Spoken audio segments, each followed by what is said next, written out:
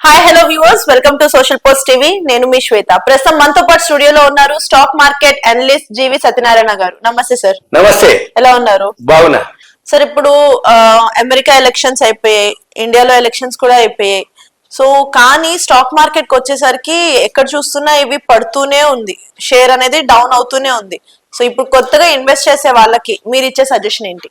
Okay, ఇప్పుడు మొన్నటి వరకు గోల్డ్ ఆల్ టైమ్ హైక్ పోయింది, అమెరికా ఎలక్షన్స్ అయిపోయింది, వడ్డీ రేట్లు డెసిషన్ అయిపోయింది. మళ్ళీ ఇప్పుడు మన ఇండియాలో 20వ తారీఖు మహారాష్ట్రలో ఎలక్షన్స్ ఉన్నాయి. అంటే ఇంకా కొన్ని మిగిలిపోయినాయి, అవి రేపు 20వ తారీఖు ఉంది, గురువారం మహారాష్ట్రలో.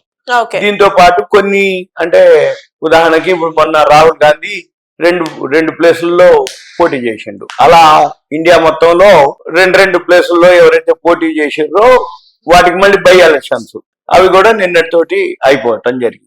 ఇప్పుడు ఏంటి, ఇంకా బై ఎలక్షన్స్ లేవు. ఆల్రెడీ ఎవరైతే గవర్నమెంట్ ఫామ్ చేసి ఉన్నాయో, అంటే అమెరికాలో కన్ఫామ్, ట్రంప్ కన్ఫామ్ అయిపోయింది.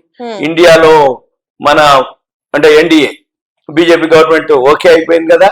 మళ్ళీ వీళ్ళు ఒక 5 ఏళ్ళు, వాళ్ళు ఒక 4 ఏళ్ళు, అంటే ఆల్రెడీ ఇంకొక 4 ఏళ్ళ తర్వాతనే మళ్ళీ అంటే మళ్ళీ మన ఎలక్షన్స్ వరకు మార్కెట్ ఉండాలి, మంచిగా ఉండాలి. కానీ ఇక్కడ ఏం జరిగింది, సెప్టెంబర్ 27వ తారీఖు మన మార్కెట్ లో ఆల్ టైమ్ హైక్ పోయింది. అక్కడి నుంచి ప్రాఫిట్ బుకింగ్ జరగటం, కరెక్షన్ రావటం, ఏదైతే పడుతూ ఉండటం, కొత్తగా ఎవరైతే ఇన్వెస్టర్లు వచ్చారో, ఈ జనరల్ గా రెండు ఉంటాయి, నమ్మకం, అనుమానం.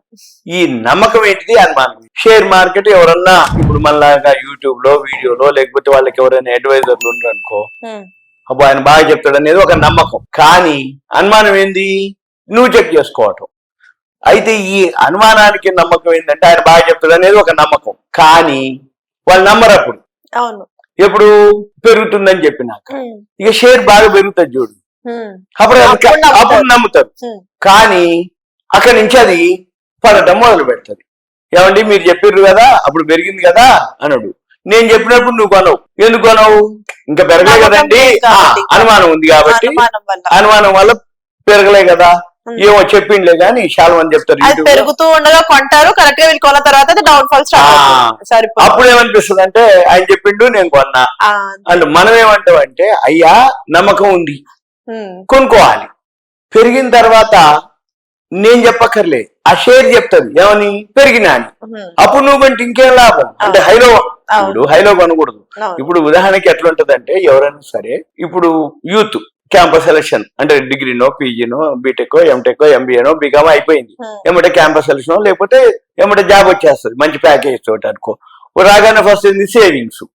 ఇప్పుడు వాళ్ళు ఏం చేస్తారంటే పెద్దోళ్ళు ఫాలో అవుతారు, అంటే ఇగో నువ్వు ఇందులో కొనుక్కో, గోల్డ్ కొనుక్కో, షేర్లు కొనుక్కో, మ్యూచువల్ ఫండ్స్ కొనుక్కో, లేకపోతే కొన్ని పైసలు పెట్టి రియల్ ఎస్టేట్ ఇల్లు కొనుక్కో, జాగాలు కొనుక్కో, ఇట్లా అని చెప్తారు.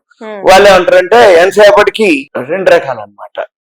పెద్దవాళ్ళని ఫాలో అయ్యి ఈ పెద్దోళ్ళు ఎందుకు చెప్తారు అనుభవం మీద, ఓహో అంటే లాంగ్ రన్ కి నీ దగ్గర పైసలు ఉన్నాయి, నువ్వు ఇల్లు కొనుక్కోవాలి, నీకు లోన్ వస్తుంది కాబట్టి ఎక్కడో ఊరు బయట ఒక ఇల్లు కొనుక్కో, జాగ్ కొనుక్కో, తర్వాత కట్టుకో, ఇట్లా అని చెప్తారు.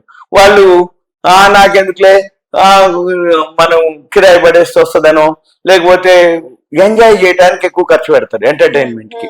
అంటే ఏంది, బండ్లు కొనుక్కుందామనో, లగ్జరీ కార్లు కొందామనో, పియంగానే ఇచ్చేస్తాడు కదా, ఈఎంఐ కదా.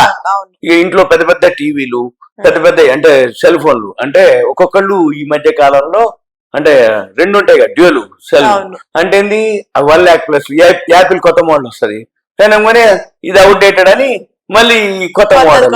అంటే ఏంది, మళ్ళీ దీన్ని ఎవరికో అమ్మాలంటే తక్కువ రేటు, కొనాలంటే ఎక్కువ రేటు, ఇట్లా ఖర్చు పెడతారు. తర్వాత ఎక్కడో ఒక దగ్గర ఇది ఏదో జరిగింది అనుకో, అక్కడ ఏమైతుంది, అబ్బా అనవసరంగా నేను దానికి ఇన్ని పైసలు ఖర్చు పెట్టినా, అన్ని పైసలు పెట్టినా, అది ఇంత పెరిగింది అంత పెరిగింది అని పెద్దవాళ్ళు మాట్లాడారు. వాళ్ళు ఏం చెప్తారు, పెద్దవాళ్ళు నేను చెప్పినప్పుడు ఇది లేదు, ఇంకా నేనేం చెప్తా ఇప్పుడు పెరిగినాక అని వాళ్ళు చెప్తారు.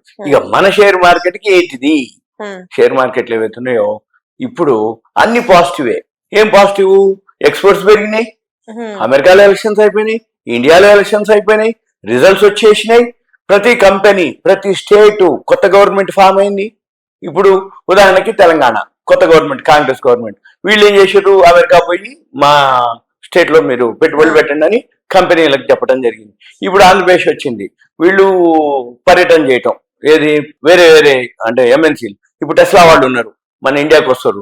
ఇప్పుడు టాటా వాళ్ళు ఉన్నారు, ఆంధ్రప్రదేశ్ లో 40,000 కోట్లు పెట్టుబడి పెడుతున్నాం అన్నారు. వైజాగ్ లో టీసీఎస్ ఓపెన్ చేస్తాం అన్నారు. రిలయన్స్ వాళ్ళు వచ్చి 65,000 కోట్లు పెట్టుబడి పెడుతున్నారు. ఇప్పుడు డిస్నీ ఉంది, రిలయన్స్ మెర్జర్ అవుతున్నాయి. ఇవన్నీ గుడ్ న్యూసే. కానీ షేర్ మార్కెట్ ఏమైతుంది?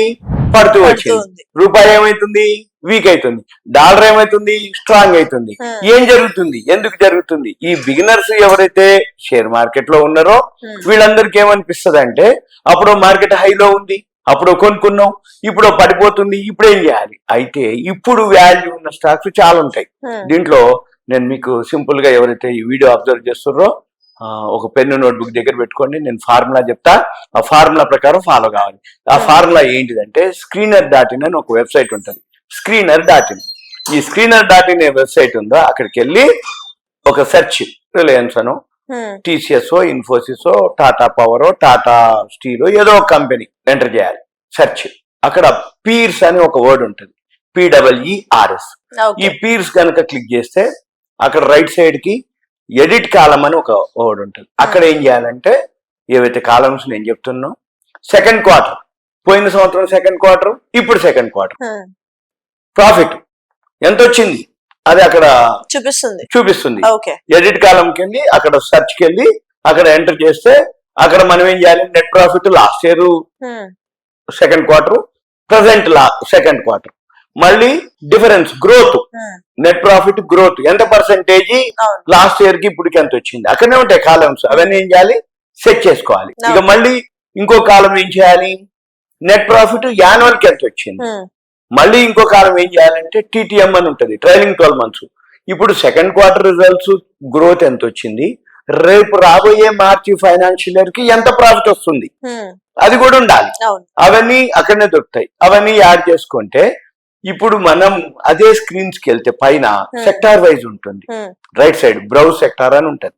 ఈ బ్రౌజ్ సెక్టార్ క్లిక్ చేస్తే 83 సెక్టార్లు ఉంటాయి ఆల్ఫాబెటికల్. ఈ ఆల్ఫాబెటికల్ లో ఒక్కొక్క సెక్టార్ క్లిక్ చేసి ఏ సెక్టార్ మనం చూసుకొని ఆ సెక్టార్ లో ఈ కాలమ్స్ ఏవైతే ఉన్నాయో దాన్ని బట్టి మనం ఫాలో అవ్వాలి. ఈ బిగినర్స్ లెర్నర్స్ కొంచెం కన్ఫ్యూజన్ ఉంటుంది. ఇంకా మీకు ఏదైనా డౌట్స్ ఉంటే మీ పేరు, ఏరియా, వాట్సాప్ మెసేజ్ పెట్టాలి. FIIలు మాత్రం కంటిన్యూగా అక్టోబర్ మంత్, నవంబర్ మంత్ ఇప్పటి వరకు కూడా వాళ్ళు అమ్మటం జరిగింది.